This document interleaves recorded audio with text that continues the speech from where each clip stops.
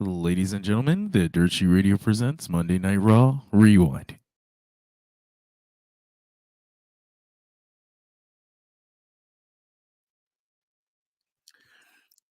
Good evening, everybody. Welcome to the Dirt Sheet Radio Monday Night Raw Rewind for November the 27th, 2023.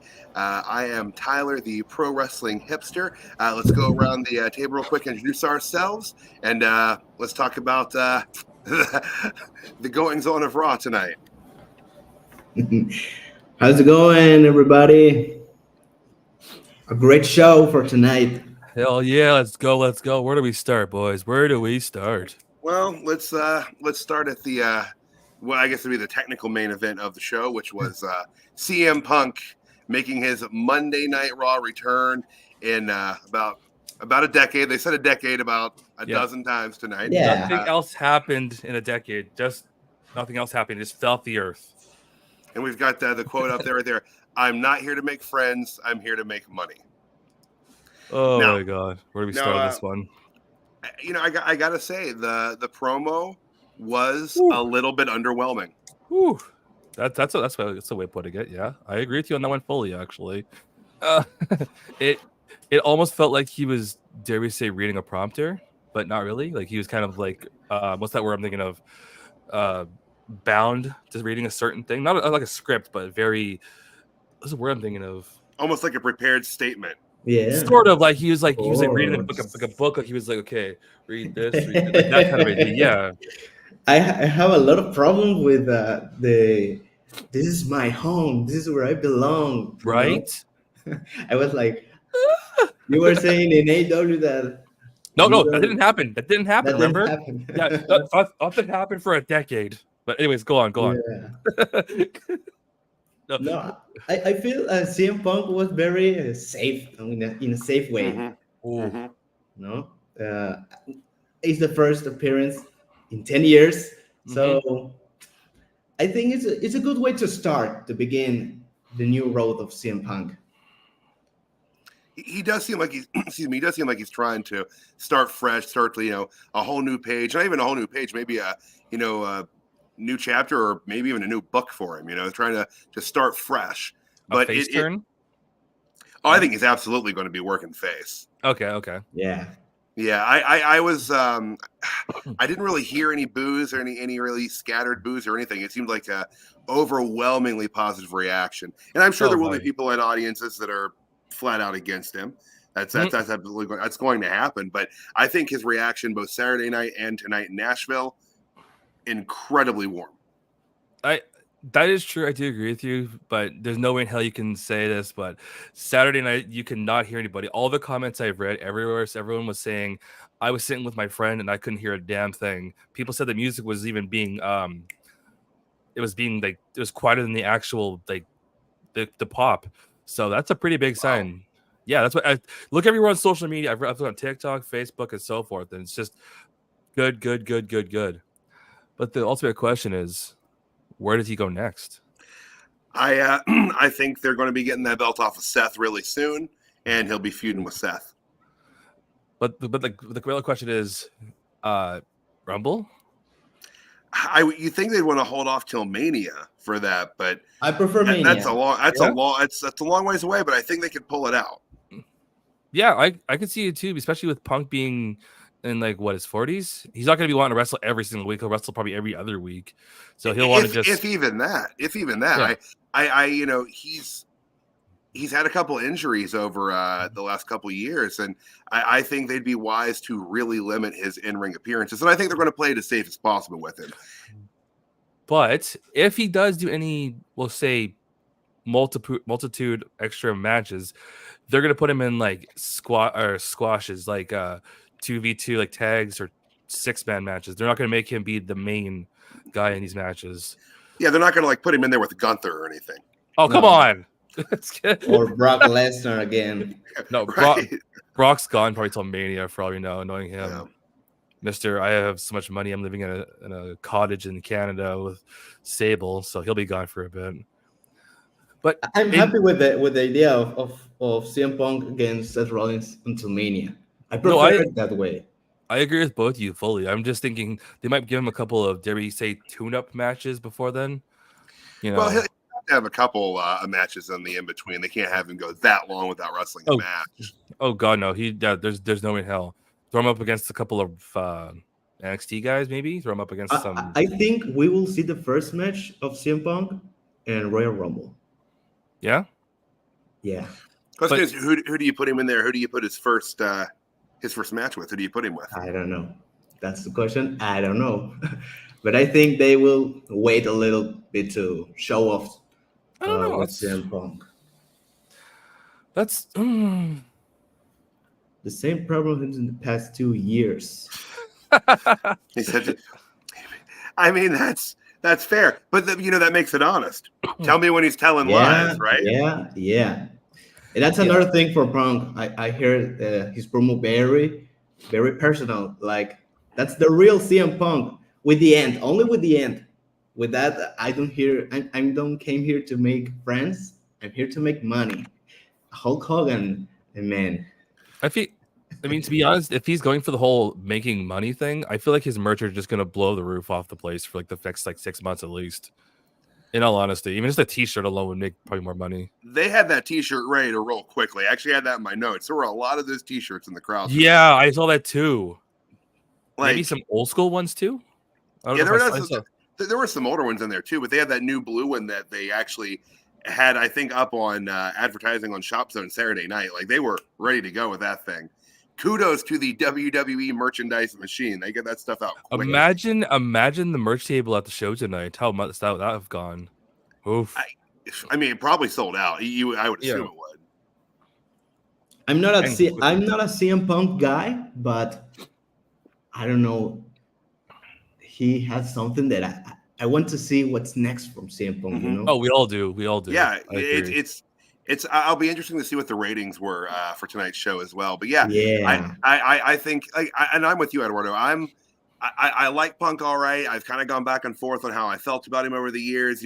Hearing one side of a story, hearing another. It's something that's hard to really figure out what to think about him. But I'm really interested to see what happens here.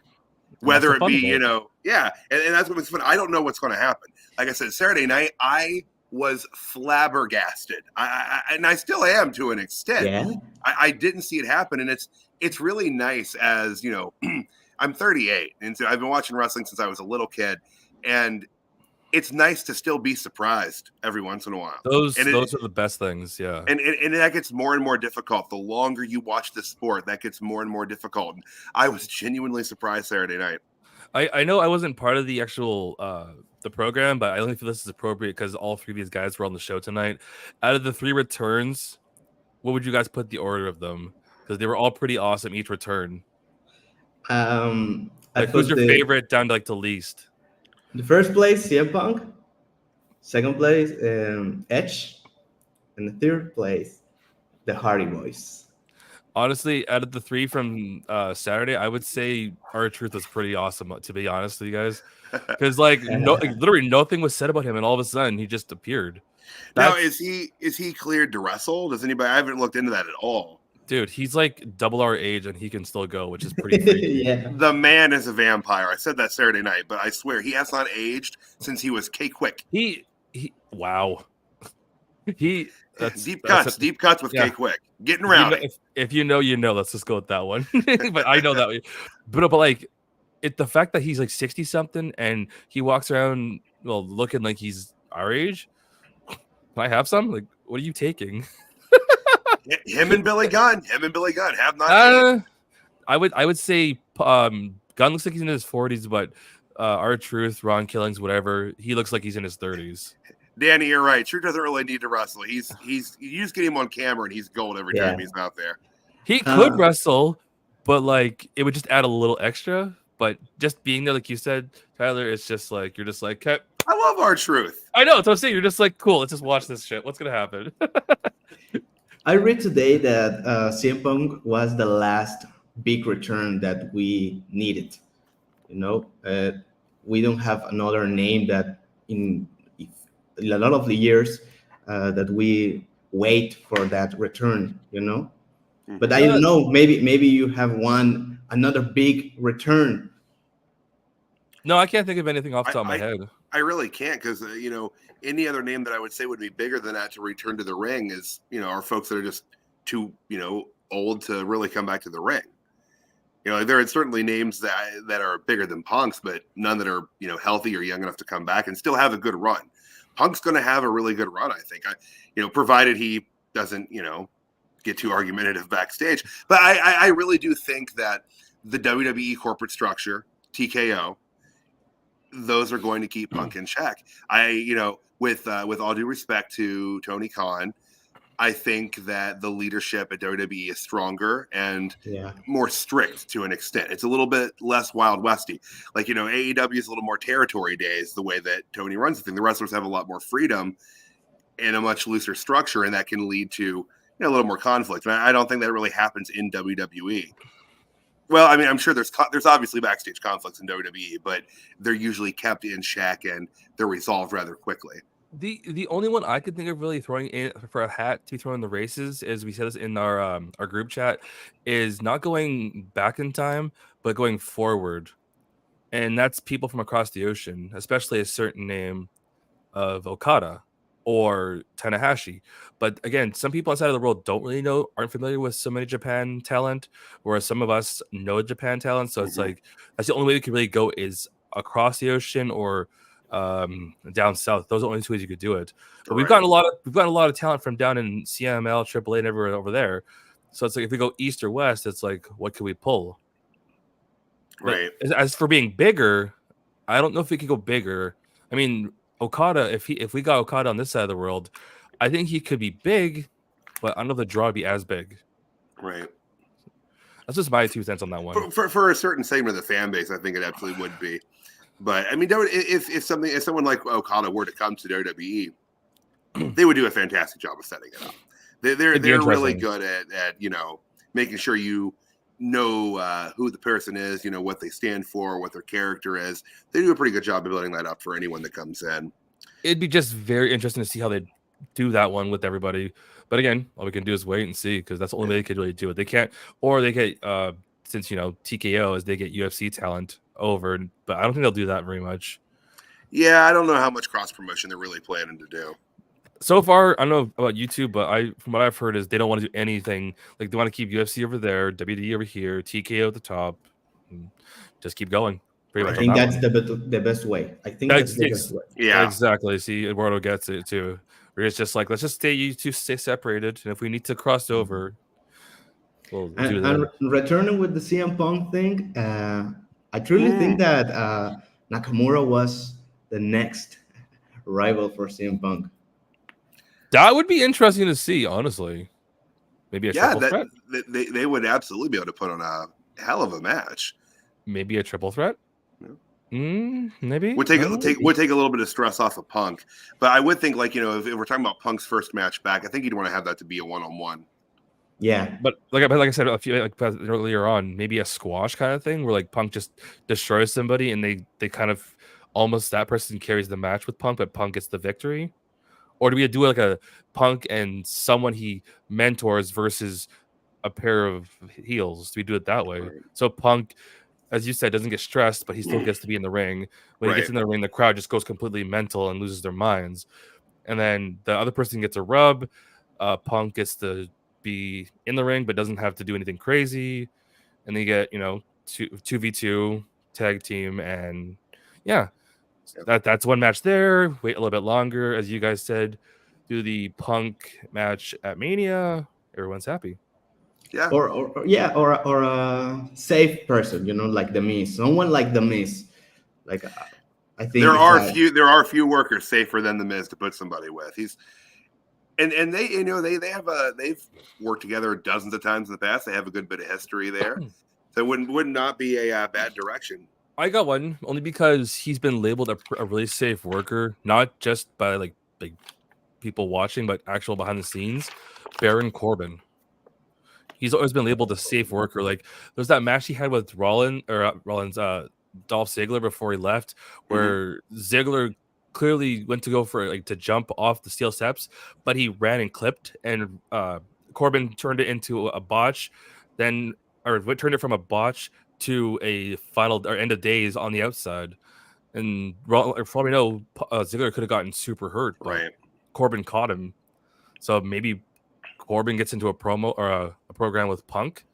So I mean, I just from a personal standpoint, I'm not a Corbin guy. Oh, I'm not either, but I'm just saying from But- that point of view, that's what I'm getting at. That's just an idea again, because he's Yeah. not super over. He could take the L. Punk gets a big dub, and then Corbin goes on his way. Chad But, Gable, again, maybe. that would be kind of cool. They are about the same. They're Thank pretty you. close. They are pretty close. Yeah, woo or shoosh, whatever. Yeah, they're pretty close in size. It wouldn't be a bad idea. But Gable's super over as a face, so I don't think you'd want to put that into the thing. You'd have to put him against some. Yeah, fake but heel. like a I don't know, Oh, normal match, you know. You know who would a really good one, just because he's such an insane heat magnet? Dom. You know, and you know, Dom's a pretty safe worker, and he's Yeah. really good. Dom is fantastic, and you know, I think it says a lot actually about Dom that he was Randy Orton's first one-on-one match back tonight.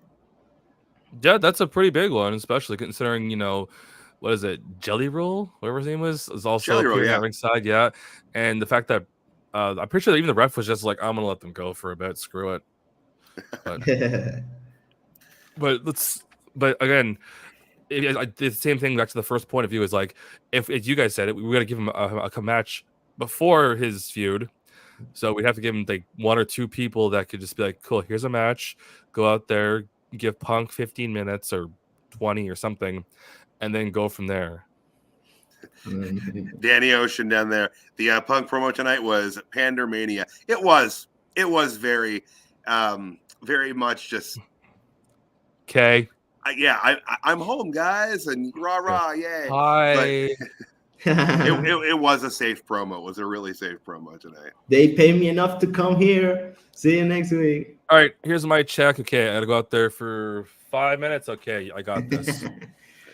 Now, it is worth mentioning, I don't think that there's a PLE between now and the Royal Rumble, correct? No. We're going a And then- 9-week stretch.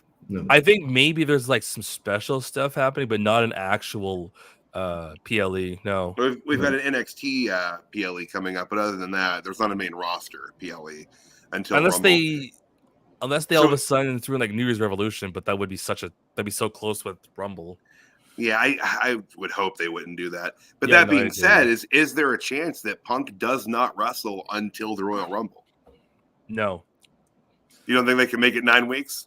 I don't think so. Like the way I see it is like I mean, like I don't know how anyone else is gonna look at this, but Punk, no, not even. I don't think he's gonna be on the bench till then. I think he's gonna be in like he's gonna get dare we say the Legends treatment where he's backstage doing stuff, come into the ring, giving some young talent some kind of chance, and then back to the first point I made, where he's gonna get put into a program with some talent or Dom, like we said, 'cause he's a safe worker. Yeah. Give them a 15 to 20 minute match, let him go. And then somehow Punk wins, and maybe takes us some Judgment Day to give him more of like a face push. Then rides off for a bit, does some more work, and then come like 6 weeks out from Mania, he gets into the promo or the program with Seth, and then everyone starts freaking losing their mind. Right. That's what they should do at least.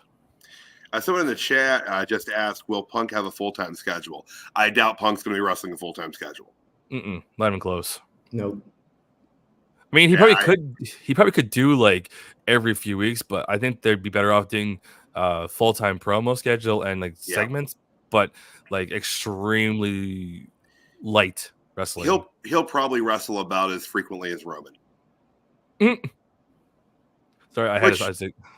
I mean, that's really how I see it, or as frequently as Brock Lesnar. No, but see though, at least when you watch Punk's matches, there's something to watch. There's some substance. That's the word I'm thinking of. With like Roman, it's like, I don't know. I think he will be more like Edge. No. Edge is actually still going pretty strong though. No. Edge. Edge is WWE run. WWE run. Oh, okay, yeah. Okay. All right. But let's go ahead and circle to the front of the show here. Yeah. I'm sure we'll circle back into some Punk talk here at the we'll easily at the end. But so that tag turmoil, I gotta be that one to say that one. I will say on that I didn't like that they called it tag turmoil. I just call it a damn gauntlet match. That's what it is. But Yeah. I got one for you before we destroy this whole thing, okay? Hear me out. What sounds better, the gauntlet idea they did, or how AEW did it, where everyone was in it, and then both partners had to be eliminated from the Battle Royale? What do you guys think? Because both ways sound cool, truthfully. I like the tradition of a gauntlet match, but like I'm not super attached to it. Either work pretty well. It's, I would rather for both companies. This isn't just a AEW or WWE thing. Yeah. I would prefer to have teams, and even in singles, I'd rather have them earning those title shots through winning just normal wrestling matches or a tournament. Yeah, I'm kind of burned out on tournaments at this point. Me too. I'm using that term loosely, okay? I just mean like you have a good win record. Another team has a pretty good win record. You guys face off. That's how you get number one contender. There's too many battle royals. There's too many multi-man matches, fatal 4-ways, fatal 5-ways, scrambles. It's a lot. Insert new name of match type here. Yeah, whatever they can think of. Like just do normal matches to establish contendership. Like I remember I hear how when it was like way back. I remember there was like 2 episodes of like Raw and SmackDown where like they'd have 2 teams on this show, 2 teams on this show, and then the winners would face off on a pay-per-view. And then like the number one contenders that were already lined up would face the tag teams, and then like the next like pay-per-view would be those 2 teams or something like that to build up a storyline. So yeah, I agree with both of you that the gauntlets and tournaments idea is cool, but let's just go 1v1 or 2v2 and make everyone happy. Give them 20 minutes. Let them kill each other for a bit. Hell, throw in some chairs. I don't care. Yeah. Make it something exciting. I think this is like we don't have a lot of time weekly for you, so let's put all together right now. Right. But with a 3-hour show every week, there is certainly time to do these matches. What impressed me the most when they said the first hour was going to be commercial free is they did it really well, actually, with the whole tag match. I'm not going to say the other parts. I know Tyler's not very fond of it, but yeah, they had the whole gauntlet set up going. I'll say gauntlet, not the other word, but and then they had the whole thing. Yeah, the gauntlet sounds fine, but how do you guys feel about who like took the W on this one? Yay, nay, should have been done differently. The Creed brothers are pretty rad. Like I like the Creed brothers. They remind me a lot of the Steiners, which I think is intentional. That's good though. Yeah. I dig them. I will say this, DIY, and then I like DIY. They get no reaction whatsoever from a crowd. Nothing. They get like the dare we say the golf treatment where everyone's just like. I didn't even see that. I just see people standing there. I mean, like that's the thing. They get that kind of treatment where everyone's just like, "Oh, cool. Hey guys." They were running to slap hands down the ramp, and they weren't even getting hands put out to slap. It's a rough state of affairs for them right now. I know they are the heroes for NXT and the sons of Triple H, but for me, in the main roster, DIY is boring. For me. Could it be because the newer generation post-pandemic aren't familiar with them?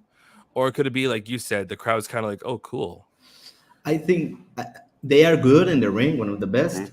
But the problem, I think, is the stories. Stories with them. He's not wrong. I will agree with you on that one. They haven't had a lot on the main roster. And, we can say that a lot of that comes from them being up there when Vince was still running the show.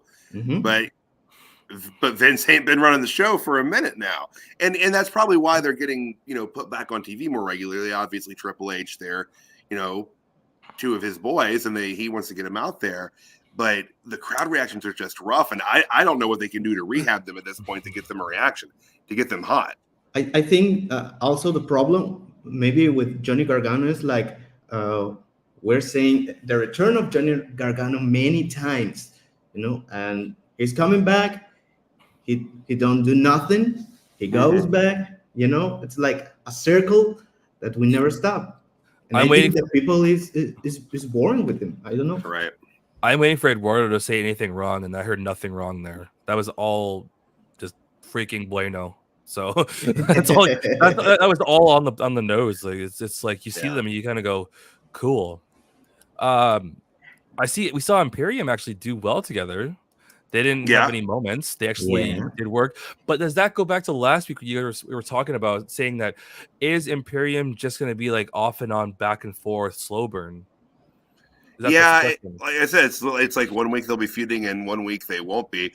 Down here in the chat, we got DIY will get over once they're put on a PLE with a 10-minute plus tag match. Okay, I got one for that actually. Do you guys remember the older NXT takeovers? Those matches they had were like, oh yeah, absolutely. I mean, if you can get them in front of a large crowd and let them wrestle like that, they will get over. But you still got to do something to get their characterization up.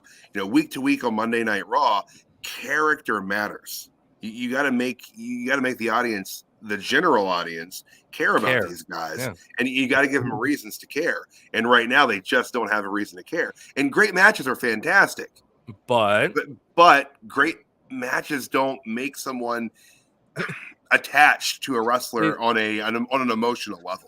Deadly, it's a very strong tag team, for the entertainment. Right. It's funny because like if I use my pen right now, for example, it's like we got this side where you could say that it should be wrestling and all that kind of jazz. And then Eduardo brings up last week he was saying that it shouldn't just be about matches, it should be about that. And now everyone's kind of like fusing together with the opinions. But it is true. There should be like 50% half should be really good matches, really good styles, and then 50% should be let's just call it general. And how you want to call it, storylines, character, all that jazz. And then 100% should be the audience invested. If you can't get the audience invested, you might as well put your boots up for the night and do a Drew McIntyre.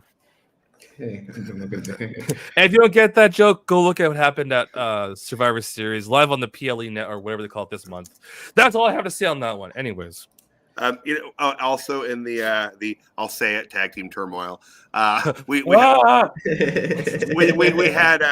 Indus Shear making an appearance. So random. Yeah. Hey, they're still there. That was basically what their appearance said. Don't forget. I love Jinder Mahal, for the record. No, Jinder Mahal is good. Okay, I agree with that one. Great. Anyways, you were saying though, Tyler. Well, but even when Jinder's not in the match, they still find a way to hinder Jinder. It's so dumb. I agree with you though. But it's the truth. But yeah, I think going with the Creed brothers, that was perfectly fine. Do you see them actually taking the straps off of Judgment Day though? No. Okay. They don't have the power, star power. And that's true too. That too. No, I only say no because I feel like they're gonna go into the match with extreme hype and like excitement and determination, but someone's gonna screw them over on the Judgment Day side, and it sucks because they've got such big promise. But like you're saying, like there's still something that's not there, but maybe in a few months, maybe they're down. We got a question. Do we? If we're talking about DIY, I got an idea. But if we're talking about the Creed brothers, I think that might have been more reference to DIY. Oh, I got the easy answer in my opinion. Heel turn. Mm-hmm. There you go. That's a general idea. Yeah. See, exactly. Yeah. Right. In the chat, you see yes, DIY. Okay, so yeah, absolutely. Just when Ciampa was what was he calling himself? The Blackheart. Blackheart. Let them do that. Let's get Blackheart Ciampa and a Blackheart Gargano. Let him. But can Gargano play mean? Can he really be like cruel and vile? Because he's. No. I'm sorry to say that, but like it's like okay. I didn't grow up with siblings, but you guys might have. It's like when the parents have the two brothers. One's gonna be like this version, and one's gonna be this version. It's like what Gargano and Ciampa are. Okay. But at the same time, could you do it in a way where Ciampa's like the extreme heel, and then Gargano's like the super baby face, but keep them together as a tag team and see if you can get over? Could that happen? I think that's very interesting. That's what I'm saying, right? It's curious. Yeah. Almost where it's like, he's still playing face, but he condones the heel actions of his, and It's my brother. brother. I have to. Yeah, listen, I hate his guts, but I still love him, and then vice versa. Right. Johnny's like, he's a good guy, he's a sweetheart, and then Ciampa's like, dude, he's a piece of some stuff. So that's just an idea, but again, same point. Actually, they need something. That is solid. Oh, I said a bad word. Just kidding. I agree. A heel turn could absolutely be the shot in the arm that they need to kind of, get him some traction with the general audience again. What do you think about the Alpha Academy and his loss? I was actually surprised that it was Otis and Tozawa tagging. I assumed it was going to be Otis and Gable, but I'm always glad to see Tozawa in the ring. Tozawa does comedy really well. Like I do enjoy him quite a bit. I was more glad that they threw us a curveball. That is what got me. I was like watching. I was like, wait, what was that? And then all of a sudden you see them come out to the ring together. I was like, okay, let's see how this goes. I'm all for the weird once in a while. Mm-hmm.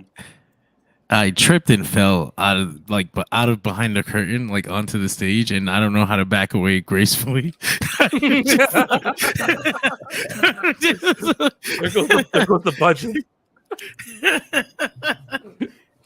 Oh my god, that's great. Continue to enjoy yourself, gentlemen. I actually want to pull a question. John might pull this up for us in the thing. I saw a question in the chat from Federico as well. Who's taking the straps off Judgment Day? That's it's hard to say because again, like I said, you all said too, is that everyone needs that thing. If they don't have the factor, then you're not gonna put the belts on them. Right. And truthfully, the only people I would see put the belts on that are face, but they're already in their own other programs, would have been the Yeet Squad of Cody and Jay. But they're already put into different programs. Right. I'm not gonna go that way now. I don't think that we need these super bigger stars in the tag team division. I think we need to see actual teams. Yeah, actual teams and fresh people. I want to see Pretty Deadly as the tag team champions. I want to see Imperium as the tag team champions. What if we split the belts up finally? First of all, we need that. Yeah, and then we put one on Raw, one on SmackDown. Oh, do you say Pretty Deadly as SmackDown champs and then tag champs or Raw champs as a face team? Maybe the Alpha Academy. I think they need it. I don't. No, go on. I think they need one champion in the stable, just one champion. No, Eduardo's not wrong on that one. I completely agree. They shouldn't hold everything unless they're going to be pushed properly with them. What if Federico again asked? What about the Street Profits? No. I'm tired of the Street Profits. No Profits? Okay. I'm sorry. They should do like their name and hit the streets. Oh. I'm not saying leave the company. I'm saying go away for a bit, because it's like when everyone's got a storyline, everything's going properly. You don't want to just throw in the Street Profits all of a sudden. If you're gonna bring them back, bring it back properly. If you're gonna bring back Bobby Lashley, bring it back properly. I don't care who it is, bring them back properly, or else because if they bring them back and they screw it up, hit the streets. Just a hot take. They're not the Street Profits, but they're not the name of the stable of the Hurt Business. The Hurt Business. They're not the Hurt Business. They're not the Street Profits. I don't know why they are. No, Eduardo's got it best. It's like everyone who just came back to wrestling goes, like he said, aren't they the Street Profits? Yeah, aren't they the Hurt Academy or whatever? So it's like. That's it. They need to figure out their ID and what the hell they're going to be called first, or else it looks a little bit weird. Hey, there's another one. Someone else agrees with Eduardo. Pretty Deadly is entertaining. Yeah, Pretty Deadly's pretty damn good. I fully agree, but don't give him stuff yet. Don't give him like a belt just yet. Like build up the team first. Give them stuff. Let them go. Let it cook. That's what the kids say. And I miss I miss the rivalries between teams, they own the promos between tag teams. You know who I just thought about it now? You know who Pretty Deadly reminds me of actually, and unfortunately, No. Who? Breezango? No. Yeah, you got me too. Because who remembers the old promos the Fashion Police did? I remember that promo. They were so Bro, it's dumb. fun. They were dumb, but they were so entertaining because like you Yeah. go, what the hell is this crap? And then he'd be like, Breezango, Fashion Police, and you're like, okay, this is dumb. Let's keep watching. Right, And it's over, and you watch the whole thing. You're like, what did I just watch? Yeah. But while you're thinking about that, the next match is on. And you're like, what in It's the still in hell? your head, yeah. Yeah, you're still thinking about it. But that's what you have to do. So I think Pretty Deadly could do that in their own way. Right. Fashion Police? I don't think so. So on the tag team at Turmoil Gauntlet, anything else on that? No, I think we basically went through that like a turmoil. Right. So the show actually opened up with the Randy Orton promo. No. Sorry, you gotta say it properly. They opened up the show with the Daddy promo. Yeah, that was Daddy's back, and Daddy's back. I don't need Randy Orton to refer to himself as our collective daddy.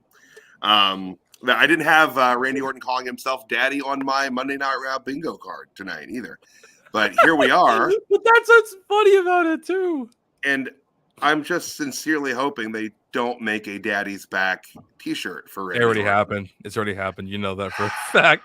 For a fact. It's already on its way to my front door right now. Yeah, somebody or wherever the comments are, someone's already ordered it probably for everyone here.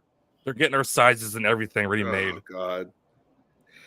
But it was his first promo back, his one of the three major returns Saturday night. What'd you think of his promo? I thought it was pretty solid. He laid some groundwork for some angle and some feuds. Kind of stated why he's back and what his plan is, and I like that. Saying he's got a bag full of receipts for everybody in the bloodline. Honestly, go on. I was gonna say, do you think that means that he's not going to be on Raw for very long? That he'll be possibly moving to SmackDown? The way I see it when it comes to Punk, Orton, and R-Truth is they're not going to go brand specific for a little while. They're just going to let them do them. And maybe like, how do you want to call it? They'll be like the free agent guys until like Mania. Mm-hmm. And then once Mania happens or whenever the next draft happens, then they'll get put somewhere. Okay. Because like you said, the whole receipt thing, right? That's why. I think with Punk, I think he will be more on Raw. But for Randy, like you said, I think he will be a brand tweener, Agreed.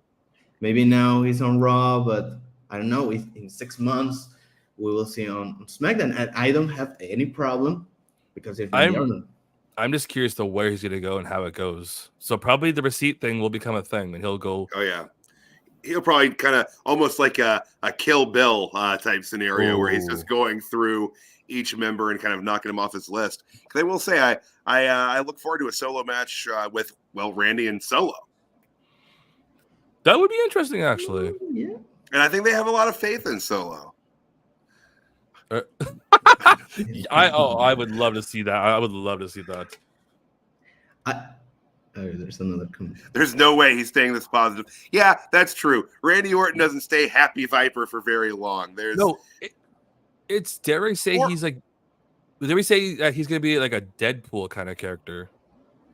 Well, do you think he's hit a point where even if he works heel, he's just going to get cheered? Kind of like Ric Flair was near the end of his in-ring career, where it's like he's going to wrestle heel, but no one's going to boo Ric Flair.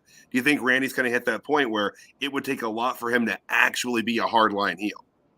I think yes, but I think also that Randy can change that with the public.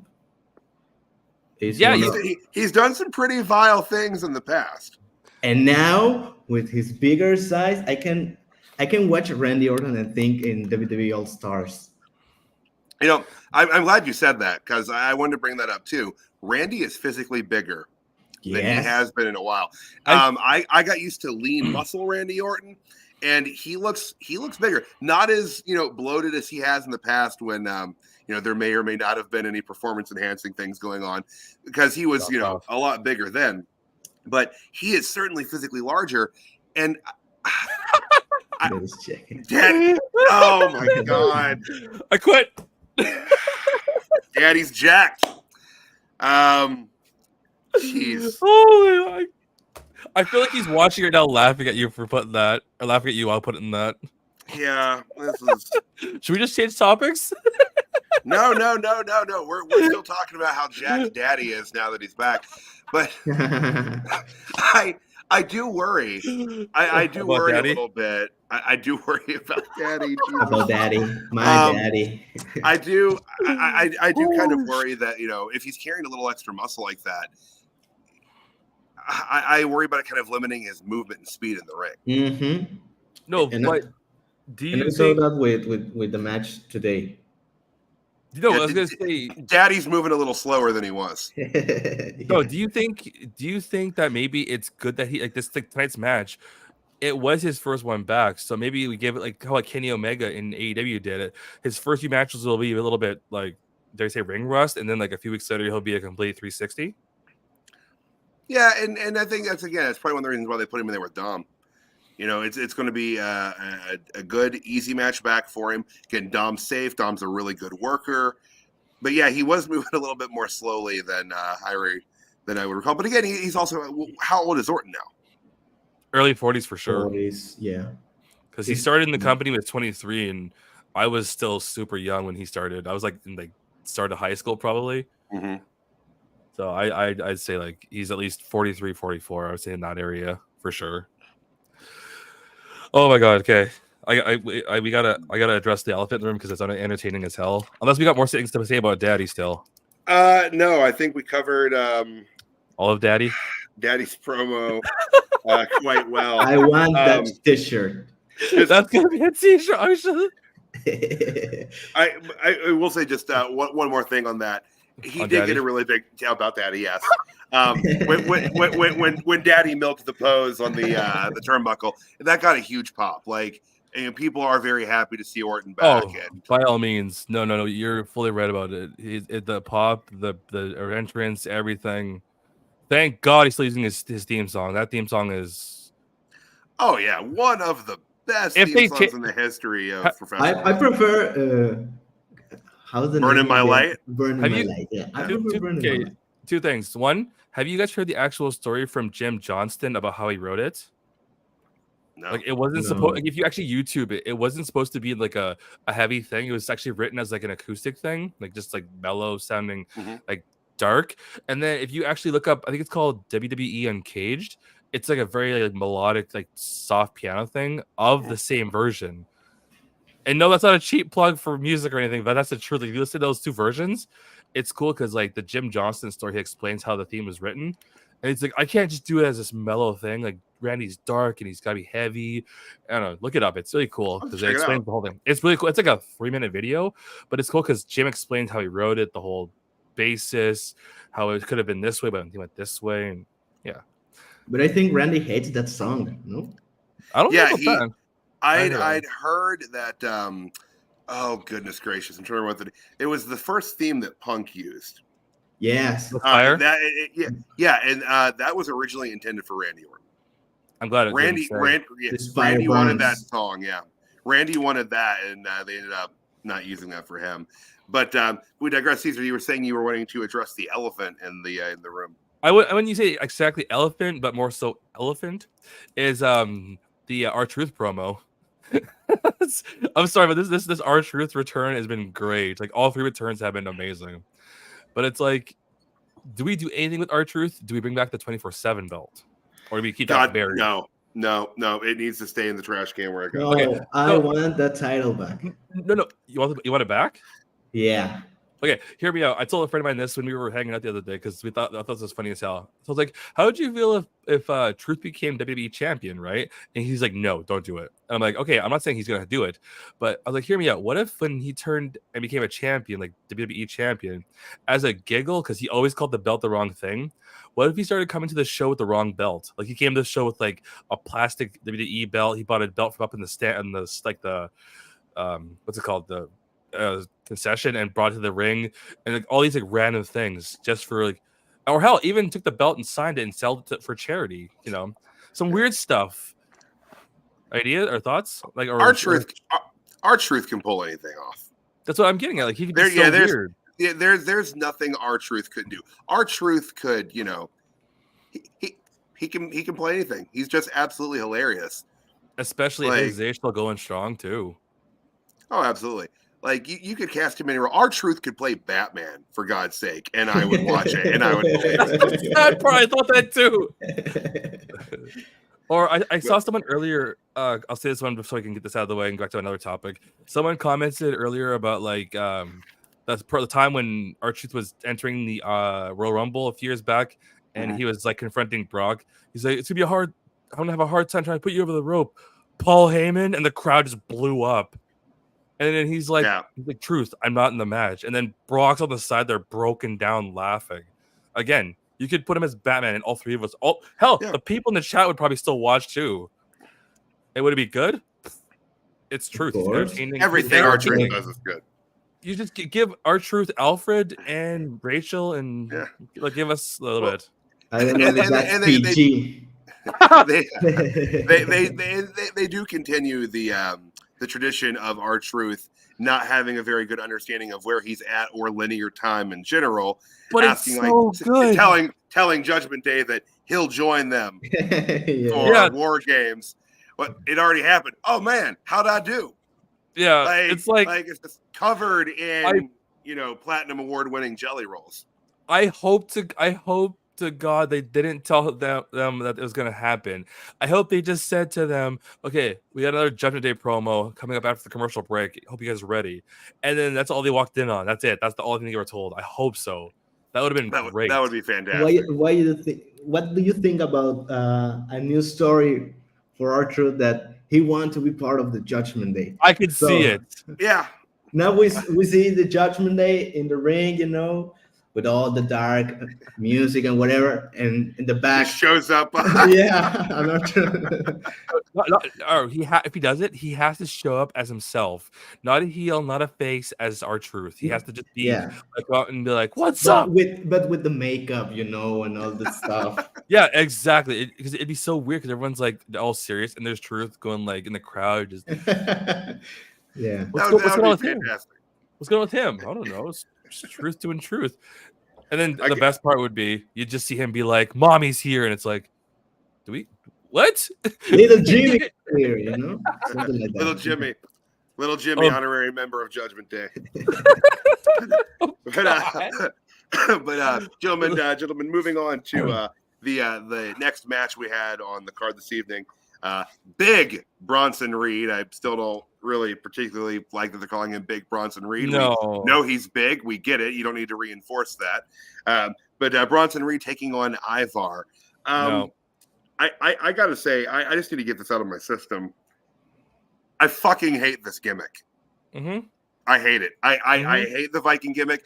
It is the dumbest thing on television right now, and that is saying a lot. It looks stupid. It sounds stupid. The promos are bad. It's a waste of good talent. The costume looks like a bad Ren Fair piece.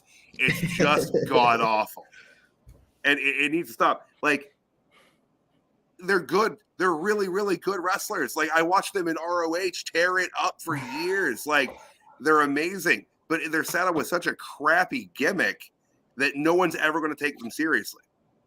And at this point, it's like, I don't know how you pull that gimmick off. I mean, and when I say pull it off, I mean, I don't mean like make it successful. I mean, like, how do you make it stop and rehab the character? Make him go away? Is that what you're saying? No, I'm saying, I agree with you about, like, okay, you're done to completely destroying the obvious truth. Yeah, that I literally just kind of like pushed mute on that match because it's like, cool. No, it wasn't the match. The match itself. The match itself was good. I enjoyed the match. Hard hitting. Yeah, true. Yeah, Viking has to stop. But it was big meaty men slapping meat. Like, I love seeing it. Man likes big sweaty men. I mean, like what Wade Barrett called him, beef planets, which is now my new favorite term for a big wrestler. A beef planets. Whoop whoop. Beef planets. Whoop whoop. Anyways, and they fought to a double meaty countout. Yeah. But no, like the match was fine. It was hard hitting. Like, I liked the brawl through the crowd later. He threw a damn security guard like a lawn dart. Like, it was a fun match, but sorry, I had to get that out of my system about the gimmick. The gimmick has to stop. I know that Bronson Reed is a great wrestler, but I don't know how's the reaction from the public to Bronson Reed. I mean, he is a heel for one, so it's understandable if he gets no reaction or a bad reaction. Well, Two, but no reaction is the worst reaction. He needs to be getting booed as a heel. Yeah. Like yeah, people no, should I be agree. people should be unhappy to see him, not bored to see him or confused to see him. Speaking of confusion, my question is to you guys: are the Viking Raiders face or heel? I think their face. If you have to think Yeah, I would have about thought they were heels. okay, so yeah, that's what I'm saying. Whenever I see them come out to the ring, I go, "Do I get excited and say let's do this, or do I get No one like, gets excited to see them. No, now to answer your question, is the I guess you can say the secret credo of like unwritten rules for pro wrestling, as you said, how do we get them off TV or how do we get the gimmick off? The ultimate way to do it is to, dare we say, almost murder them off TV, get them injured, get them like sent away, I quit match, something like that, and then send them away, give them like 3 to 6 weeks off, bring them back as something actually worthwhile. Hell, bring them back as themselves, just as as wrestlers, as the real names. See how that goes. Something. Yeah, I mean, and they were kind of Dan from the start. The first when they first got brought up to the main roster, they were the Viking Experience. You sure? Which I thought they were the War Raiders. No, I mean when they got brought up to the main roster. No, they were the Viking. They had like 4 different names, haven't they? They were the Viking Experience that first week, and they Experience. changed it to the Viking Raiders the next week because the internet just crapped all over it, as they rightfully should have, because it was a dumb name. But like that was a really long time ago, and I can't believe they still have this gimmick, and it's just gotten goofier and goofier. Like, yeah, but they're dressed like the Berserker. Like it's ridiculous. they look like somebody that left a Halloween party, didn't go home, and had to go to work the next day, and still showed up in their uniform. So it's How's the name? again, How's the name of the other part of the Viking Raiders? wasn't it Viking Raiders, Viking Experience, War Raiders, a bunch of all such other BS? No, they've had like different names, which makes no sense. I think on the main roster they've always been Vikings. But back to your first point, is it needs to go. That's the main point you're getting at. It needs to stop. Like you said originally, and I'm sure Eduardo could agree too, and so can the chat. If people come out to the ring, they need to have a reaction of either super loud cheers and pops or the Dominic Mysterio treatment. Well, and if they can't get either, then most heels can't dream of the Dominic Mysterio treatment, but I understand your point. Yeah, but again, it goes back to the first thing. If you can't get either one, then we need to go to the drawing board. So again, put someone up against the Viking Raiders and injure them, send them off for a bit, bring them back in like 3 to 6 weeks or something. Right. Bring them back as themselves. Don't bring back Sarah Logan as Valhalla, because that just sounds ridiculous. And it again, everyone in the chat below us will say Tyler is right that it needs to go bye-bye. The bricks. Too much talent to be saddled with such a god-awful gimmick. Especially considering Ivar? Yeah. He's like, what, like 300 something pounds, and he can do like flippy flips and crap like that? Yeah. Agile as a cat. That's the sad part, is he moves like a cruiserweight at times. Sorry. Lightweight. We don't say the other part. But anything else on that match? Or are you guys ready to move on the end of the match? Oh, go on. I think was the most funny part of the match, with all the future superstars. The security guard. The security guard, you know. Local security guards they hired for the night. In 5 years, we will see headlining WrestleMania. 5 years, like 3 years probably. Knowing them, they'll push them at the top. But anyways, back to what moving on to the our fearless leader. Our fearless leader is something enough to talk about.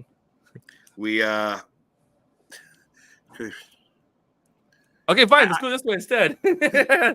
We have a script. Cody Rhodes. I mean, I swear, I'm using a rundown. I'm using Bleacher Report's WWE Raw rundown, and I thought this was the next segment. These people are unorganized. I should talk. We're fully organized here, guys. We're very organized. Well, let's talk about Cody and Nakamura here. Then we'll talk about Nia Jax and Zoe Stark, although I don't know if I really want to talk about that. But let's talk about Cody. You could literally knock it out in a TikTok. That's how quick it would be.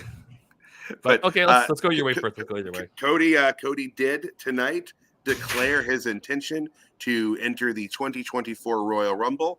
Shocker. And yeah, right. You gotta keep telling that story. Gotta keep moving on towards the finish, sentence by sentence, word by word. So do you look with Cody declaring his entrance?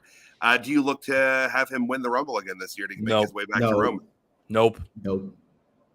Okay. So, that being said, do you have someone in mind that wins the Rumble?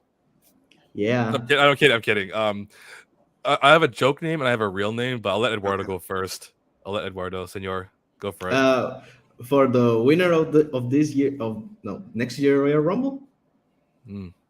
Well, for now, I think I go with LA Knight. I don't know. The Megastar. There's no other name. I could quote a few references, but I've been told not to. But I'm gonna go with okay. I see in the chat someone saying that they think Punk would win the Rumble. I honestly don't think Punk's going to be near a world title for a minute. I think that Punk's going to feud with Seth Rollins going into WrestleMania. Their match is going to be a blood feud grudge match. I don't think it's going to be for a belt. But you see that match as the main event of the night one? No. And finally Punk have this main event on WrestleMania? Even he and Seth without a belt on the line, I think could main event one of the two nights. Probably the first night. The first night. I agree with Tyler on that 100%. Night one at least. Night two, definitely a title on the line. But who? We'll find out soon. That's for sure. Right. And then, but we would be remiss to say so. Cody gets interrupted by a Nakamura promo, and I gotta say, I absolutely love the way they're producing Nakamura's promos now. Oh my god, yes! He is able to get his facial expressions and his acting, his characterization. It comes across so much more clearly now with the subtitling while he's speaking in Japanese, and they're great. Like, they're absolutely great. The only drawback is they all have to be pre-done. So there's no, back and forth of a promo, which actually makes it, it's a lot different that way, which makes it stand out even more. But they've just been fantastic. But he comes out, has the promo on the Titantron there, and then jumps Cody from behind and hits him with the mist, the inherited Muta mist. Dare we say almost that it's almost more heel with him doing it that way? Absolutely. Nakamura is, I would definitely say that he's slated as a heel right now. He's a heel, super heel. And this is the way that I see Nakamura very interesting, now I see Nakamura as a real problem for everyone. And I think it was a good segment. It was a good promo. It was interesting. And I'm interested in this new rivalry between Nakamura and Cody. The only thing that I know, I love the mist, I love the mist, but we see the mist with Asuka and now with Shinsuke. So maybe we'll lose the amazing mist that are. There we say the mystique. The mystique, yeah. I quit. Yeah. We'll lose the mystique. They're different colors, at least. I feel like everyone uses a different color. Because Asuka's is black. I believe it wasn't the mist that Tajiri spit green. Tajiri was green. That was classic. So they always keep the colors. So it's almost like lightsabers. Everybody's got a different color. At least we get that reference, okay? If we didn't get that reference, that'd be so bad. I think like Nakamura was eating Doritos or something like that. Well, I just wanted to point out when Muta did it, each color had a different power or it did a different thing. There was okay, and I literally want to say I know it looked like a joke that Shinsuke inherited Muta's powers, but in canon, in January, he gave Muta the kiss in that Noah match. So to see him using it on WWE TV is actually really, really cool. That storyline was able to continue like that. I just wanted to point that out. I do remember he's got a point. I do remember that match. It was almost like mid-January or something. Pro Wrestling Noah. Such an epic entrance too he had for that night too. So yeah, it does make sense. Like he was saying, it carry over. So it's like he's inherited or powers or whatever you want to call it. But again, Hey, this is power pro rangers. wrestling. Yeah. You know, these men and women do have abilities and powers that sometimes lean into the comic book or supernatural realm. I mean, you know, Mist, people teleporting, Kane and Undertaker throwing lightning at each other back in the late 90s. It's always a fun piece of that suspension of disbelief for it. Okay, I want to touch on this one because our fearless leader threw this up as a headline a second ago. One of the women's matches tonight, and I'm feeling a little bit woozy because my head's gonna just kind of cave all of a sudden. But the so-called irresistible force. Your head's gonna cave. Are you wrestling Nia Jax? Oh, that's tomorrow night actually. Yeah, it's a Dirt Sheet Radio exclusive. Yeah, before NXT happens. Yeah, that's what's gonna happen. Right. Nia Jax and Zoe Stark. I don't understand what they're doing. This is a match that certainly happened tonight on Raw. Yeah, I don't understand. I mean, Nia Jax beating people continues. I think they're definitely leading towards someone beating Nia to make it, you know, a big deal. I think, you know, Hunter brought her back for a specific purpose. I think I said that last week as well. Like, she's back for a reason, but I still don't really know what that reason is. That's what I'm getting at too. I agree with that totally. It's like that's why I'm confused. It's like cool. You like don't have her every week putting down women. Like maybe every other week. You're going to run out of people. Yeah, do it like one this week, and then give her a little bit. Have another time, a little bit, because eventually, like you said, they're gonna run out. And then what's she gonna do? Gonna go wrestle men? So. I mean, I wouldn't be against it. It'd be kind of cool to see how that would turn out. I mean, she got RKO'd by Randy back at the One Rumble, so. I think Nia will be the next challenger from Rhea. I hate to agree with you on that one, but I do agree with you on that one. Provided Rhea wins, I guess I'm as okay with it as I can be. But. By all means, I agree with that one. As long as she wins. But like Nia and Zoe, I like Zoe Stark. She's growing. This came up, you know, Saturday night for me. I like Zoe Stark a lot. I'm a fan of hers, but again, like she just feels kind of cold. She had the Trish Stratus team storyline they did, and I really don't think she was brought up to a better place from that angle. She's kind of she's I feel like she's at the same level, just further down the road. Not a lot's changed for her, and I don't really know what they do with her next either. Just has a different amount of star power now. Not very much different, but still. So. I mean, other than potentially teaming her with Shayna Baszler and having them go after the tag titles. They have them palling around all the time backstage. It's just, I just don't know. See what else they do with her right now. Honestly, and this is just my take, is that match tonight with the tag belts, I really kind of was hoping they would have switched hands. Because, I don't know, like, I know Chelsea and Piper are heels, but they're not really doing much with the tag belts.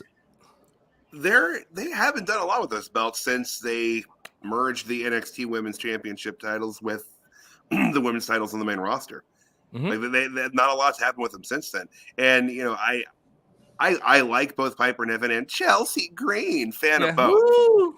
Like I like them as a team. They're fun. The segments are entertaining to watch. There's a little unusual, but the comedy's there. Like they make an interesting team. I don't know I don't know that I would have had Natty and Tegan beat them though. I think, you know, keep the belts on them until you can get a more solidified team to take the belts from them. I just don't know who that is at this moment. Though I agree with you 100%. Like, I would have loved the belts to change, but who is the team is the real question. I mean, dare we say Maxine and Ivy? They're becoming a pretty good team, and they're faces. I think now it's not the time to change the titles. No? I think we need more time for the champions on TV. No, actually, Eduardo's got a point. He does have a point. Because they're great. They're funny. So I think they need more time. I mean, if you're going to pull the belts off them, if you had to do it, I mean, any possibility of it going back to Damage Control over on SmackDown? Actually, yeah. Because I mean, you got Io as the women's champ over there, would kind of almost make them like the Judgment Day. Now, here's a question: since we're bringing up damage control, I almost said judgment. Judgment did you guys Control. Judgment Control. damage day? No, judgment control sounds better. Have you guys seen the clip floating around about Kyrie at the Survivor Series pay-per-view? So I mean, my memory's a little bit fuzzy because reasons. At the beginning when they came out to the ring at the entrance, apparently Kyrie's like licking her mask and looking at the screen, and people in the comments were like, "I don't think Kyrie realizes she's on main TV, not back in Japan." And I'm like, I don't think anyone cares about that. And all the thirst comments just popped out. I'm like, oh good god, you gotta love those comments. But no, I kind of agree with you. But like okay, so we've got, if let's say we do that, okay. Io Sky's world women's champion, sorry, and then we do Asuka and Kyrie as tag champs. Yes, but then what does Bailey get? The boot from the group, because that's where it's going. I'll try to be subtle about that, but yeah. But let's so I don't honestly, I don't have much more to say about Nia Jax and Zoe Stark. Like I said, the match happened. They gave him about 9 minutes. Nia got the win. Here's your check. Go away. Right. So up next, we had a real quick backstage segment with Gunther and The Miz, where I thought that Gunther was finally just going to give The Miz some respect, and then he turned into what my mom used to call a left-handed compliment, where it was kind of more of a put down than being nice. You showed me you belong in the ring, just not with me, says Gunther to The Miz. Do we say that maybe they're building up for another rematch down the road? I don't want to see that rematch. I know their match. I don't think they can do better than they did at Survivor Series, and that match was up on second review for me seeing it a second time. It was there. It was passable, but it was nothing to write home about. Oh no! I'm not saying they should do a rematch. I'm just asking what you guys think. But no, I don't think they would. I think they're going to move on to a different opponent for Gunther. Here's the question. Let's just say Royal Rumble shows up, okay, and Gunther drops the belt. Do we see him getting the belt at Bash at Berlin? Because that'd be the ultimate time to pull the trigger. Or are we following history of WWE and their country champions and not giving him the belt at Bash? I mean, historically, they don't let people do it that way. But could you imagine? It'd be a fantastic moment for him. No, do you keep him as heel when he wins in his homeland or close to his homeland? Well, it depends who he's taking it off of, but I'm putting this down right now. Like I said, they got to get the belt off of Seth pretty quickly because they got to start building his feud with CM Punk, because I do think that's the direction that's going. That being said, they announced next week on Raw, we've got Jey Uso taking on Seth Rollins for the world title. I think, however that match ends, it ends with a cash-in. I think Damian Priest walks out with the title next week. Oh can we get some yeets in the chat, you guys? We need some yeets. Yeet. But so that being said, if you do have the world title on Priest going a little more forward, Gunther I think would get cheered against Priest. But yeah, I that belt's not going to be on Seth for too much longer. So Priest, are you saying Priest is the next champion for sure? Well, now I can't say for sure because I don't know if Seth would retain or if they'd let Jey win for like 45 seconds and then have the cash in. You think that he will cash in on Seth and be the next champion? What if? Here's a thought. What if? Okay, they have the match, right? But Priest costs Jey the match, cashes in his case, but brings Judgment Day to the ring with him, screws Seth, and then wins it, and then gets out with a dirty finish, sort of protecting Seth. Yeah. I mean, I think they would definitely want to protect Seth, but I don't know how much protecting Seth really needs. Like, I think Seth can take a loss and it not really negatively affect him too much. No, I completely agree with that, but I'm talking like ideas, right? Like, I do agree with you completely. He could take a couple losses and people would still be screaming him for his name or however you want to call it. Yeah. So I don't know. That's what I'm thinking is like, I think your idea so far is the best one. like Jay won't win. Jay will get screwed by Priest, we'll say, or even somebody from Priest camp at Judgment Day, and then maybe a post-match beatdown after Seth wins, and then Priest comes screaming down the ring, gets a cash in, but a dirty cash in. Yeah, I mean it would definitely work well that way. But yeah, I that's my prediction for next week. You heard it here first, folks. So that's a pro wrestling hipster prediction on the Dirt Sheet. You want to see Damian Priest as the World Heavyweight Champion?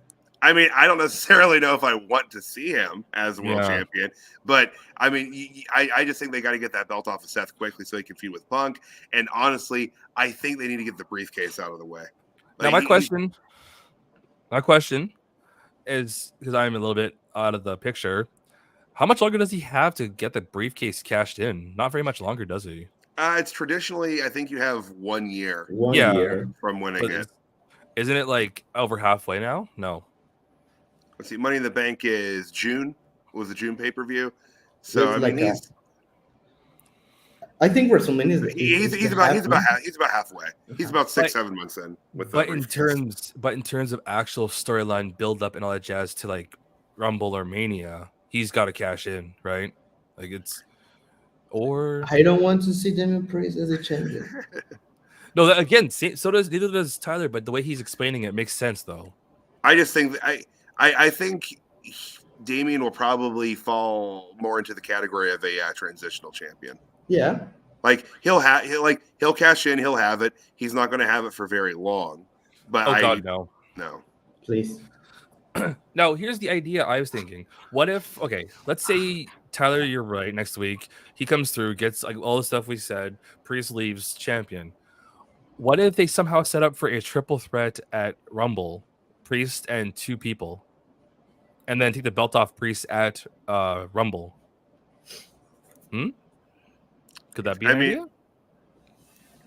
I'm someone that leans more one-on-one matches, but I feel like they do a lot of triple threats. So I could definitely see something like that happening. But who else would you put in there with him? Because I think it's like Seth is going to be tied up with Punk. Yeah, but we want to get Punk out of that picture for a bit, for sure. Like maybe, here's an idea: Priest, McIntyre, and Uso. They all have kind of intertwining like things, don't they? So yeah. And I think that Drew will be distracted for a good bit with Jay. And how did Drew bust his head open tonight? I'm trying to process that one. But actually, speaking of which, moving on from that discussion, the Seth Rollins segment was after that quick backstage Gunther and missing we were talking about. Seth was out there to cut a promo. And that kind of led to the announcement that Seth will be defending against Jey Uso next week, as we discussed a moment ago. Interrupted by Drew. Drew was quite upset as he wanted another title match. He was basically kind of told, you got to take your spot back in line. Upon hearing that his most hated man in the world, Jey Uso, was getting the shot, he attacked Seth. Yeah, something's going to happen next week. There's no way in hell. So far, I'm thinking your idea is the most accurate when it comes to who is going to screw who over and get the belt. Like, there's no way in hell it's going to be a simple finish next week. Put it that way. So he commences the beatdown of Seth, and Jay's out for the save. Does what I'm now calling the yeet punches. The yeets. The crowd loves yeet. One word thing, easy to chant, easy to say. They love it. They love shouting yeet over and over. Looks good on a t-shirt too. Yes, it does. It's ridiculous, but I mean, I know the answer you're gonna say, but I'm gonna say it anyways. If you had to pick yeet or daddy on a t-shirt, which one are you gonna wear? Yeet. Daddy. Wouldn't it? I would probably tattoo yeet on my body before I wore a daddy shirt. You guys heard it here. You heard it here first, folks. But yeah, so that segment, it set up a match for next week and further Drew's storyline. Continues Drew's fall to the dark side. So, I mean, solid segment. Not to mention, he's still not signed yet, is he? That's what I've been hearing too. No. Last I heard and read, he hasn't even started negotiations for his next contract. The one thing I know for sure, I don't know if you guys have looked much, is he's apparently not. He's thinking about taking time off. That's what I was reading somewhere. But again, I don't know if it's true yet, so I'm not going to say anything other than that. But no, it's going to be interesting next week when we see that match, because there's no chance in hell it's going to be a simple finish. Someone's going to screw someone. Someone's going to screw someone. Someone's going to hit someone. Only we can watch it next week, guys. And what happened with Drew's pants? Yeah, his kilt was gone. Like that, his cool leather kilt was there for a moment, and it was gone. He was bleeding from the forehead. I don't know if the two things are related.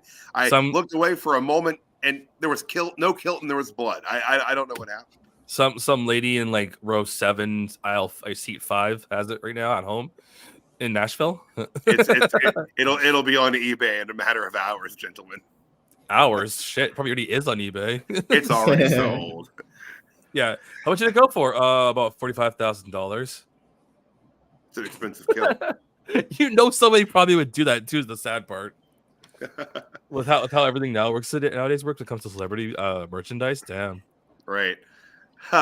So the main event for this evening in terms of wrestling matches, we had Dominic Mysterio taking on Randy Orton in Randy's first match back on Raw in about a year and a half since he'd been out.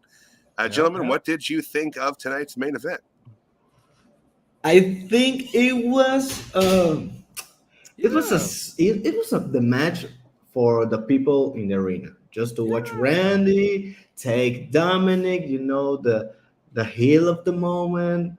Everyone was screaming. Everyone loves Randy Orton. It was a safe match. Mm-hmm.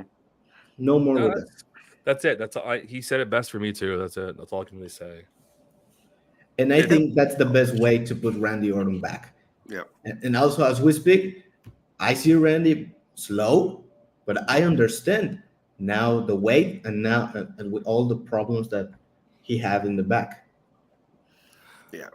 It was a solid match, and Edward, like you were saying, it was a good, safe match for Randy.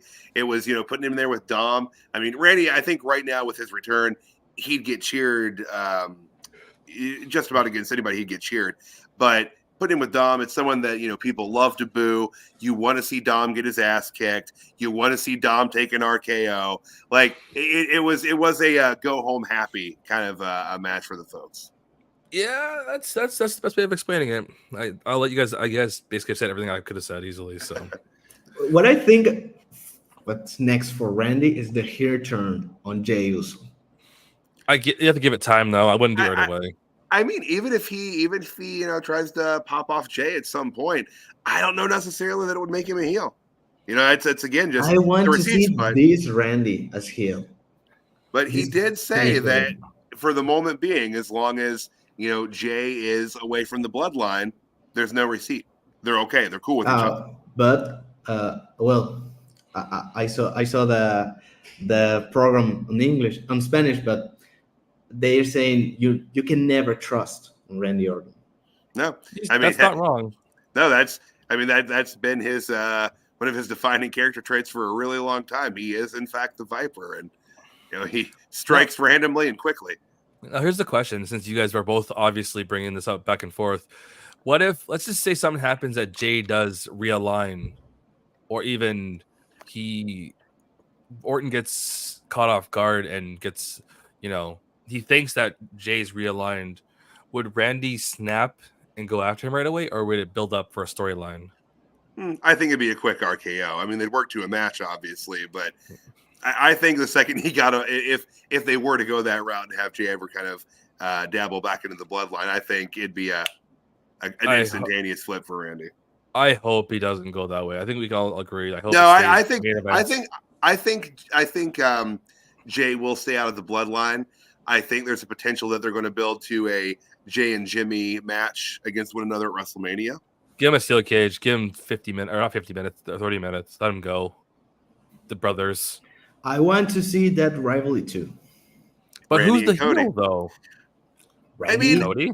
Randy? I think from a technical standpoint, it would be Randy. But Randy? like I said a little bit ago, I think Randy might be at the point in his career where he's, kind of in more of a gray territory as a heel or face. He's, kind of a blend of both. See this.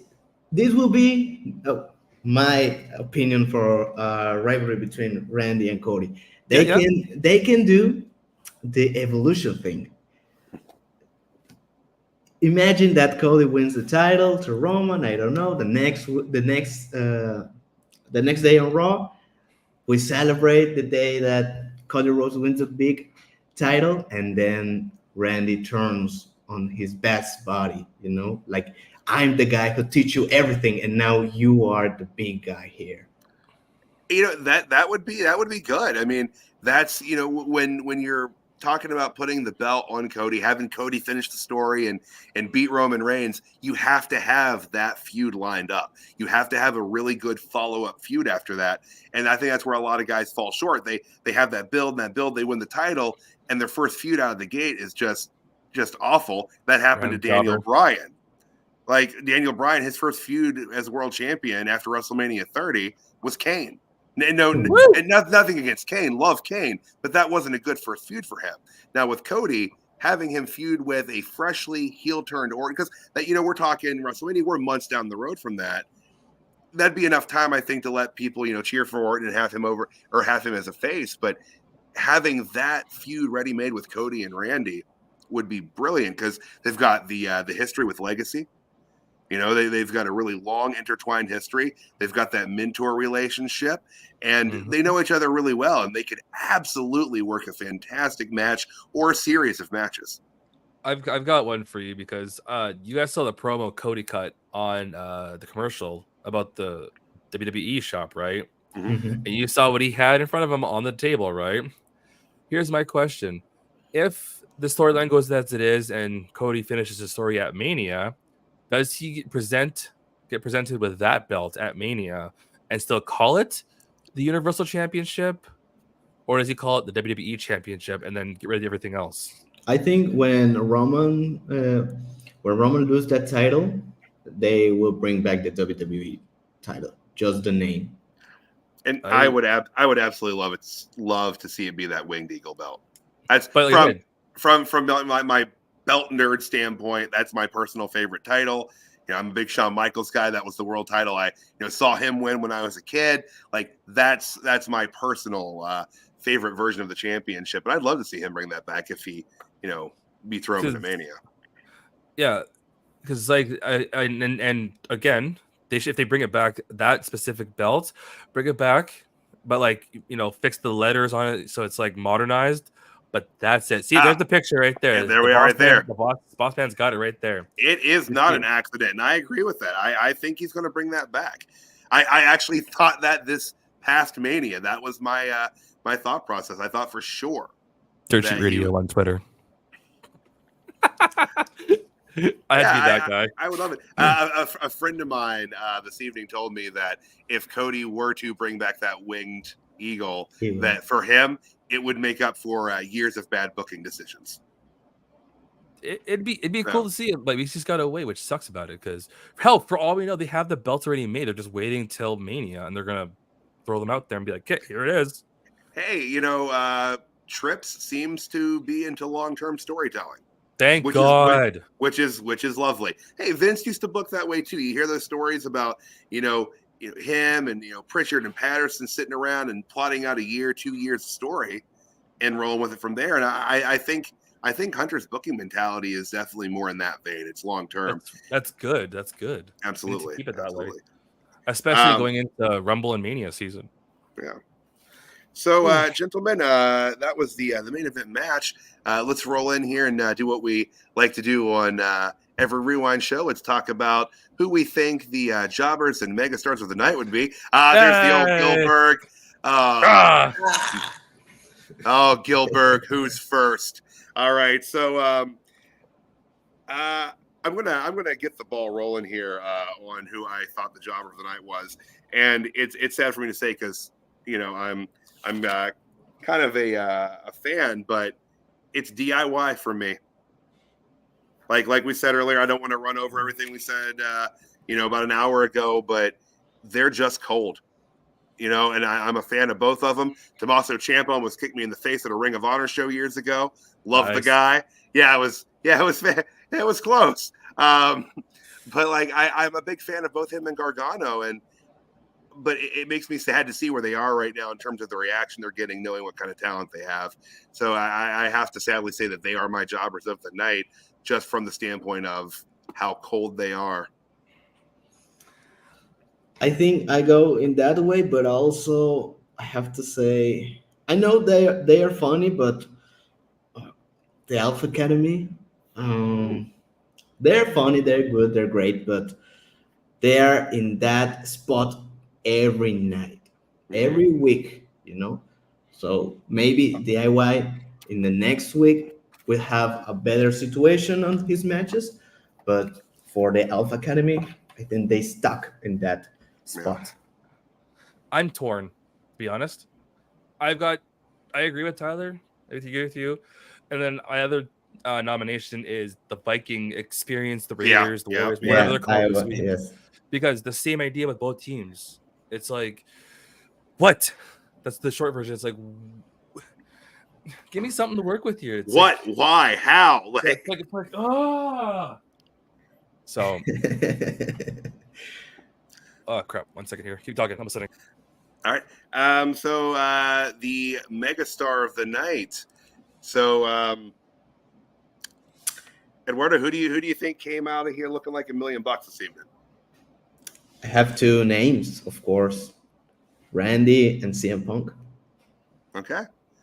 Absolutely makes sense. Huge pops, great promos from both. Well, I wouldn't say a great promo from Punk, but a decent promo. Again, a little lackluster, but he don't need a big promo to shock the world. That I agree with that. It was safe. See that in the comments. I've seen that on over in the Twitter sphere as well. And I'll say I am a Diet Pepsi guy. So I can get behind that. But no, I absolutely understand. Kind of you drew between Randy and Punk, or Pepsi Phil and Daddy, as they're also Daddy known. Orton. Daddy Orton. The Pepsi Plunge. The Pepsi Plunge, yeah. That's old Caesar, school right there. Caesar, who would you have as your megastar of the night? Dare I say this, and this kind of might be tooting our own horn, but dare I say us as the fans, because like the way they served up everybody, bringing back, and they lived up to the hype of the whole 1 hour intro of the show. So like it's almost like we got an actual, dare we say, sturdy post pay-per-view, premium live event episode. Because I wouldn't say like everything was like super 100% amazing matches, but the content kept going, and it's like when this was ending, we were going to the next thing. When this was ending, we'd go to a commercial. There was no like, okay, cool. It didn't drag. Except for the two matches. Right. But I mean, I think in general, Raw lately, the 3 hours goes by pretty quickly. It's not difficult to get through. But yeah, I agree with you that us as the fans, we came out winners tonight, and there was an electric atmosphere around the show this evening. Yes. But if I had to actually pick a specific wrestler, because we do that here, I would say Orton, because he's back finally after 18 long months of recovery. That's what I'd say. In the comments right now, someone's saying that R-Truth was in fact the megastar of the night. There we are. That we do need another title run from him. Love R-Truth. Love R-Truth. I'm going to diverge a little bit on mine, and I'm actually going to say the Creed brothers. Yeah. Okay. Just because, I think obvious things would say would be to go with Punk and Orton. The pops, they got their back. R-Truth is back. But I really enjoyed the Creed brothers tonight. I think they came out of that match looking like $1 million. And I don't necessarily think they're going to take the belts off of Judgment Day, but I do look forward to the match they're setting up with that. And something fresh too. Yeah. I think that they've been utilized and presented fairly well since being brought up to the main roster, which is a refreshing thing to see, because so often we all complain about it, how talent is treated when they're brought up from NXT and put on Raw or SmackDown. But I do hope that was a problem that was more indicative of Vinnie Mac running the show. I think Triple H better understands how to use the wrestlers that he's helped cultivate. And the Creed brothers are, they're part of the example of how Triple H knows how to use his own people. Okay, I know that the chat obviously doesn't know our stupidity we ramble about off stream, but if those of us who were actually like super like the people who were like watch everything under a microscope, did you guys what's the Creed brothers finisher called again? The Creed bomb? No, the Brutus ball. The Brutus ball. When they hit DIY with it, it looked or not DIY Vinny Imperium's buddy. Yeah, buddy in Imperium. the arm. Yeah, no? when he hit the move, it looked like he actually hurt his arm, and I can agree. I've actually twisted myself and hurt myself on the shoulder, so that's what I was getting at. Like it was a good finish to that situation, but it looked like it actually was actually an injury. Hoping it's not. We don't want those, but it looked like it was actually like he's going to be on ice for like a week or so. Not out. Hopefully everything. It did look a little rough. I agree with you on that. So hopefully that's what I'm saying. And another thing, looking with the telescope, JD said he will take on R-Truth. Dude, R-Truth is gonna win. Without question. You don't have R-Truth taking a pinfall anytime soon. I don't. I'm sorry. I have my notes. That ain't happening. Next. In the comments, I agree with this comment from George there. The Creed brothers are legit. Reminds him of Shelton and Haas back in the day. And I agree with that. Oh my God. Haas and Benjamin. That's a really, really good comparison. Absolutely. They've got that legitimate style, that Greco-Roman Matt Cat style. The one's bigger than the other, one's taller. They both can fly. Dare we say almost a parallel towards like Team Angle towards Team oh crap. What are they called on this side? They're FTR on their side. Holy crap. The Revival. There we go. Like they're just about fighting, like no flips, just fists. There we go. Yeah. So, I mean the Brutus ball is kind of a flip, but I understand what you mean. It's brutal. It's a cool move. I really like that a lot. It's very straightforward, but it's original. Yeah. It reminds. It's almost like for my deep cut comic book fans out there. It's like Puck from Alpha Flight. He's just going to curl up into a ball and ram into you. Oh God! You guys heard it here, folks. Oh my God! Even English. You heard it here first, folks. There we go. But gentlemen, I think that fairly well covers Raw this evening for November the 28th. Unless you guys have any other things or topics you'd like to touch on. No, I think we hit that pretty good. Run through our socials and sign off here. Once again, for Dirt Sheet Radio, I am Tyler, the Pro Wrestling Hipster. My socials at PW Hipster over on Twitter. Can't call it X. The only X I recognize is Degeneration. So it's always going to be Twitter in my heart. But at PW Hipster over there. Also at PW Hipster on Instagram. Just Tyler Parsons on Facebook if you want to follow me there as well. And I'm here every Monday night with y'all. And I will also be back tomorrow night for the NXT Rewind. Eduardo, where can we find you and when will we see you again? Well, thank you again. Another week. You can find me on Facebook, YouTube, TikTok, Instagram, but no Twitter, no X.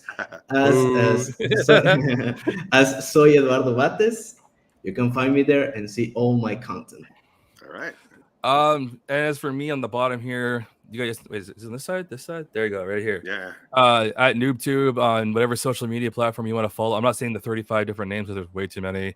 And I'm always here with these guys on Mondays. And then, of course, not like Tyler is, but I'm on the Wednesday crew watching Dynamite and the Continental Classic. We got lots to talk about, so we'll talk about it then. And we'll see you guys on that episode. All right. Where's the boss man? Where's the boss man? Oh, damn. Fuck. There we are. Just swoops in like that.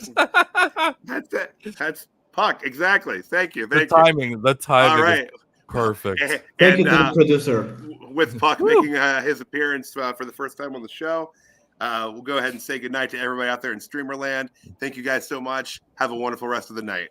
Have a good night, everybody. See you.